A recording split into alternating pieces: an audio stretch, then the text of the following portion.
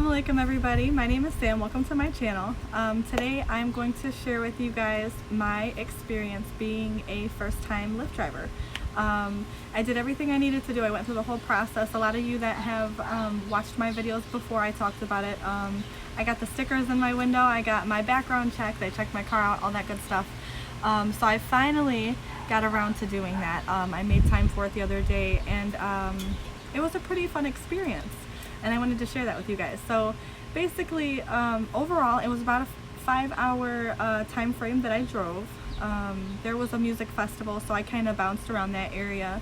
I had about eight rides, and I made like $70. I put like 20 in my gas tank though, so I made about 50 bucks. So we're looking at like 10 bucks an hour, which I guess isn't that bad. But what I really was focusing on was like the people.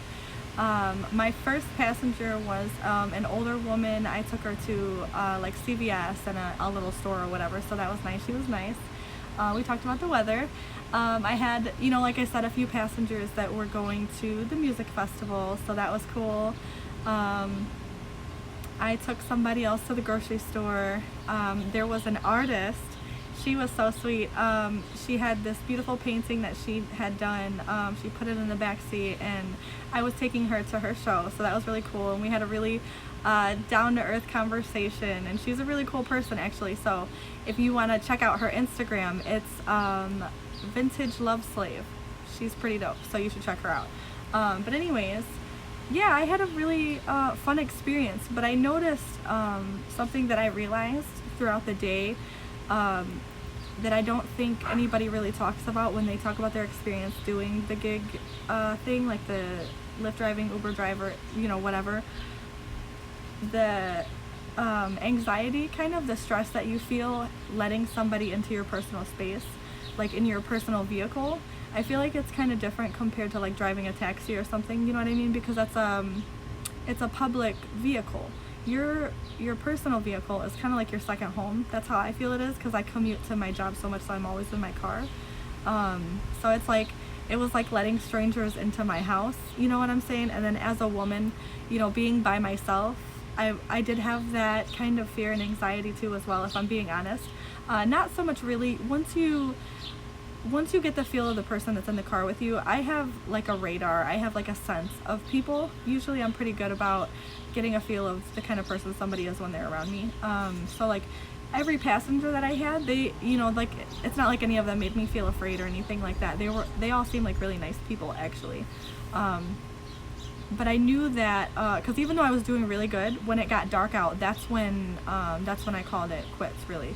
Because I got really uncomfortable thinking about the idea of picking up strangers in the dark by myself. I'm being realistic about the society that we live in, you know, and living in Southeast Michigan, we do have a lot going on right now, honestly. So I just felt like it wouldn't be smart for me to put myself at risk like that, especially being a mom. You know, I need to be here for my kids. So to put myself in unnecessary danger for a social experiment, I think would be really stupid of me. So, you know, I decided that would be a rule for myself, that I wouldn't drive at night. But I think I might, when I have some free time, I might do it more again. Just, you know, just to fill up any time that I feel like I'm wasting, if I can't think of something productive to do, you know, or just to get some extra money or whatever, because it's not a bad little thing. It's not a bad side hustle.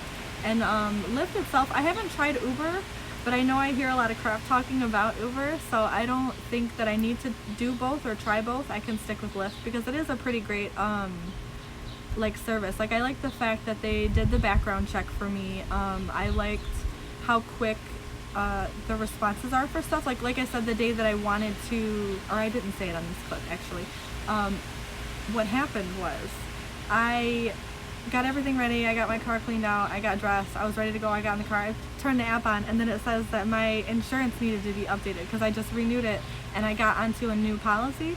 So it's not on there, so I had to submit the card, you know, which I did immediately. But I'm like, oh dang, I don't know how long this is gonna take. Literally 20 minutes later, I got the approval, so that was super convenient because I was trying to go right then and there. So, but yeah, I liked the fact that they were really on it, and there was even like, because like I said before, I had signed up for Lyft. I meant to do this like a couple months ago, I think.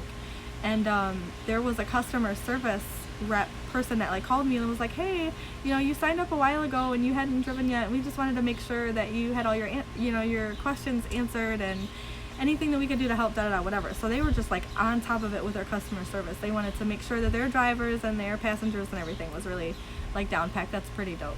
I didn't really mean to turn this into like a commercial for Lyft. I'm not trying to promote them in any way, shape, or form. I'm just being honest about my experience. I love good customer service. When I can get good customer service, I appreciate it, and I'll speak on that for sure. So yeah, that was pretty much my day. I liked it. I think I'll do it again. And I think that, I don't know, if you guys have any questions about my experience, and I know, you know what, I'm sure a lot of you are wondering why I didn't record it. And here's the thing, I just didn't feel comfortable putting strangers on camera like that, you know.